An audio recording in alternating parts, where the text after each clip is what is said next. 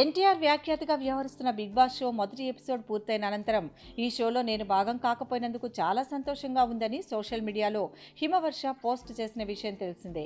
ఆ పోస్ట్ చూసిన ఎన్టీఆర్ అభిమానులు ఆమెపై మాటల దాడికి దిగారు. షోకు సెలెక్ట్ కాలేదన్న ఫ్రస్ట్రేషన్లో ఎన్టీఆర్ను కించపరచడం కరెక్ట్ కాదంటూ ఆమెకు వ్యతిరేకంగా కామెంట్లు చేశారు. దీంతో ఆమె వివరణిచ్చుకుంది.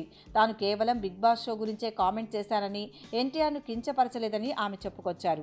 టాలీవుడ్లో తన అభిమాన నటుడు ఎన్టీఆర్ఏనని గతంలో చాలా ఇంటర్వ్యూల్లో తాను ఆ విషయం చెప్పానని అంది.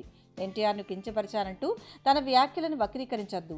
తాను ఇదంతా పబ్లిసిటీ కోసం చేయలేదని, రాత్రికి రాత్రే పాపులర్ అవ్వాలనే ఆలోచన తనకు లేదని, కాంట్రవర్సీలకు తాను ఎల్లప్పుడూ దూరంగా ఉంటానని, తన పని తాను చేసుకుంటూ ప్రశాంతంగా ఉంటానని హిమవర్ష చెబుతోంది. పబ్లిసిటీ కోసం ఆమె ఇలా చేస్తోందని విమర్శలు రావడంతో ఆమె ఈ క్లారిటీ ఇచ్చింది. రొమాన్స్ చిత్రంతో తెలుగు తెరకు పరిచయమైన మానస హిమవర్షి ఆ తర్వాత కాటమరాయుడు సినిమాలో శివబాలాజీకి జంటగా కనిపించింది. ఇటీవల విడుదలైన వంశీ ఫ్యాషన్ డిజైనర్లో కూడా మానస నటించింది. Thanks for watching.